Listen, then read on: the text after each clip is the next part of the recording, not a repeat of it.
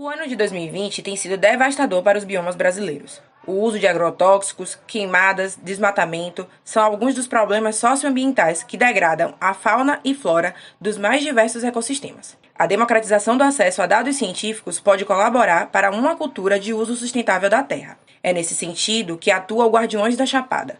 O projeto possibilita uma melhor interação entre o cidadão e o meio ambiente a partir de técnicas e dados científicos. É a chamada Ciência Cidadã. Para nos contar mais sobre as ações desenvolvidas no Guardiões da Chapada, convidamos a professora titular da UFBA, Blandina Viana, e a professora Karen Queiroz. Elas são fundadoras e coordenadoras do projeto. Eu sou Bruna Amorim e está começando mais um podcast em Tree. Podcast in Tree. Porque meio ambiente é vida. Professora Blandina, muito obrigado por estar aqui. Para iniciar a nossa conversa, gostaria que nos explicasse o que é o Guardiões da Chapada e como surgiu a ideia do projeto. Oi, Bruna. Obrigada pelo convite. É um prazer conversar com vocês. O Guardiões da Chapada é um dos projetos Guardiões de Ciência Cidadã do NCT em Tri. Temos também o Guardiões dos Sertões Sergipanos, que é coordenado pela professora Fabiana Oliveira, da Universidade Federal de Sergipe. Ambos projetos visam monitorar a interação entre as plantas e seus visitantes em ambientes naturais, urbanos e agrícolas, com a colaboração de voluntários. Gostaria que a professora Karen se juntasse a nós nessa conversa, explicando quais fatores motivaram as iniciativas do Guardiões da Chapada. Oi, Bruna. Obrigada também pelo convite. É um prazer estar aqui nessa conversa com vocês. Então, o projeto Guardiões, ele surgiu de uma demanda global, né, por dados sobre polinizadores e o serviço de polinização, que foi apontado pelo IPBS, né, a Plataforma Intergovernamental de Biodiversidade e Serviços Ecossistêmicos.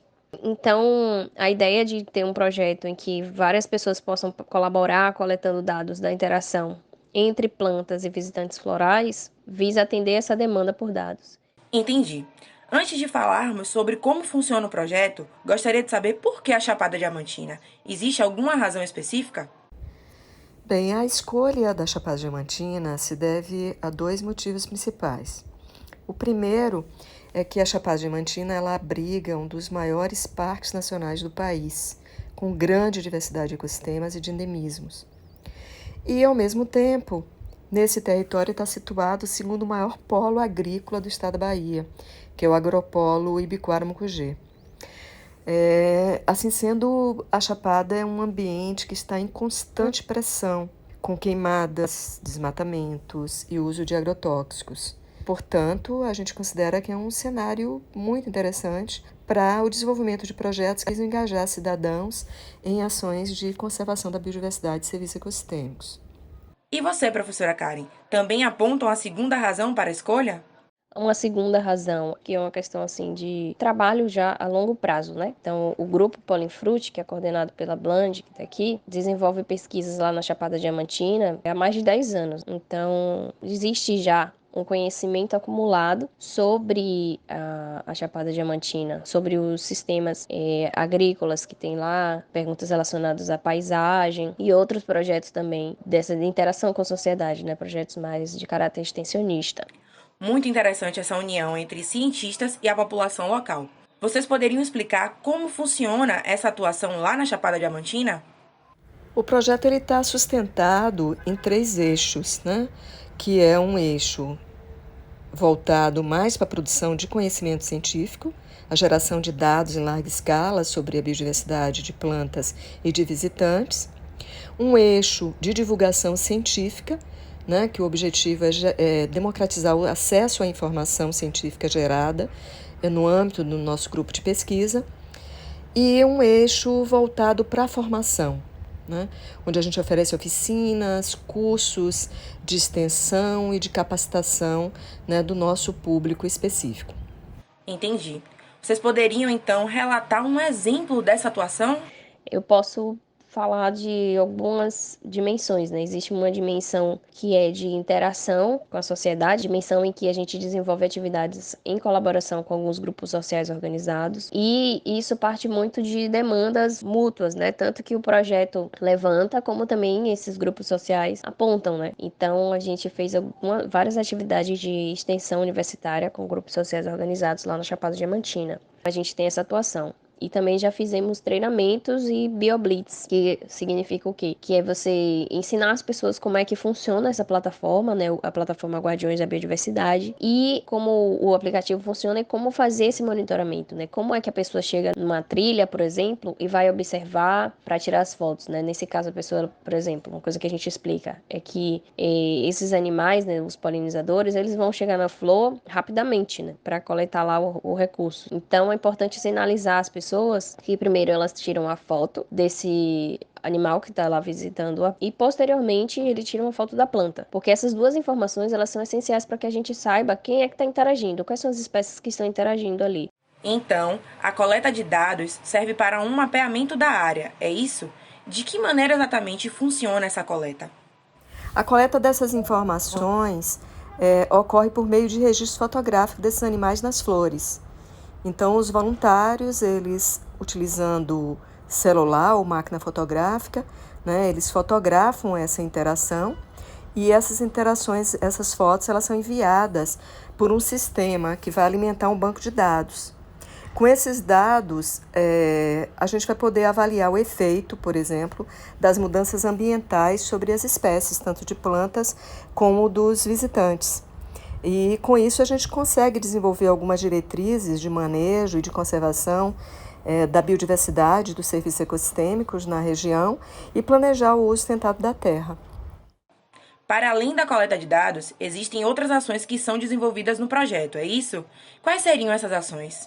Ao longo desses 5 anos em que a gente tem atuado na região com o Guardiões, nós temos promovido diversas ações de extensão universitária, como cursos, palestras, audiências públicas, envolvendo escolas, brigadistas, ONGs, agricultores, apicultores, produtores rurais, entidades de guias e condutores de turismo, no intuito de contribuir para a construção da cidadania científica, para o desenvolvimento de um pensamento crítico, para o aumento de uma consciência ambiental, no sentido de que as pessoas sejam capazes de compreender a complexidade dos problemas socioambientais, né, que lhes cercam e que possam participar de forma mais efetiva na gestão de recursos naturais e na proteção ambiental da região.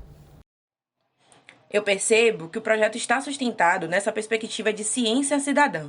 Gostaria de ouvir vocês sobre o que é ciência cidadã. O que a gente chama de ciência cidadã é uma modalidade de pesquisa participativa, em que voluntários e cientistas interagem, estabelecendo parcerias para responderem questões de natureza científica. Existem vários projetos de ciência cidadã em diversas áreas do conhecimento, mas tem uma predominância desses projetos com ciências ambientais. Então, projetos de monitoramento de anfíbios, projetos de monitoramento de plantas. Então, tem uma diversidade enorme de projetos. Com base na ciência cidadã, todo voluntário participa da mesma forma? O protagonismo dos voluntários nas investigações em projetos de ciência cidadã vai depender do tipo de projeto no qual o voluntário se engaja, podendo, por exemplo, participar apenas na coleta de dados, contribuindo, né? Existem vários projetos, a gente chama de projetos contributivos, como também em outras etapas, ou até mesmo em todas as etapas, e até na proposição de novos projetos, como é o caso, por exemplo, dos projetos cocriados. Falando agora sobre os problemas socioambientais, eles têm tomado uma dimensão muito grande, principalmente neste ano. Como vocês têm enfrentado esses problemas? Bem, a atuação do Guardiões no enfrentamento de problemas socioambientais na região tem se dado muito a partir do diálogo com as partes interessadas locais, né?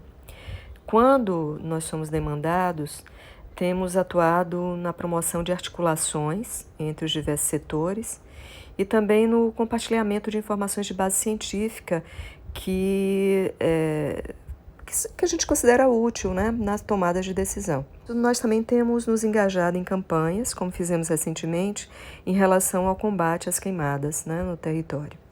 E para participar do projeto, qualquer pessoa pode ingressar? Quais são os requisitos? Sim, qualquer pessoa pode participar do projeto. Existem muitas possibilidades de participação, né, daquilo que a gente considera ser guardião ou guardiã da Chapada. Uma delas é essa da pessoa tirar fotos e submeter essas fotos, enviar, melhor dizendo, essas fotos para a plataforma Guardiões da Biodiversidade. Mas tem outras formas também de ser guardião ou ser guardiã, que são formas de, por exemplo, pensar em ações de conservação e atuar, né, em ações de conservação de polinizadores, como, por exemplo, eu tenho um quintal e aqui no meu quintal eu vou cultivar plantas com flores, porque essas flores elas vão servir de alimento para as abelhas nativas. Isso também é ser um guardião da Chapada. Falar sobre polinizadores e polinização, isso também é uma forma de participação do projeto. Então, sim, qualquer pessoa pode participar. Bem, não há nenhuma restrição para participar do projeto. Qualquer pessoa interessada em ciências, interessada na biodiversidade, em contato com a natureza, pode participar. Basta acessar o nosso sistema, que é o guardiões.cria.org.br, registrar-se, baixar o aplicativo para celular e começar a fotografar a interação entre plantas e visitantes florais lá na Chapada Diamantina. Os interessados também podem nos acompanhar nas nossas redes sociais, no Instagram e no Facebook, que vão encontrar muitas informações. Eu quero agradecer a participação de vocês duas. Foi uma conversa enriquecedora. Para você que se interessou e deseja mais informações sobre o Guardiões da Chapada, acesse o perfil no Instagram, @Guardiões da Chapada, tudo junto e sem acento, ou o site guardiões.cria.org.br. Eu fico por aqui, até a próxima semana. Bruna Amorim, para o podcast In Tree. Podcast In Tree. Porque meio ambiente é vida.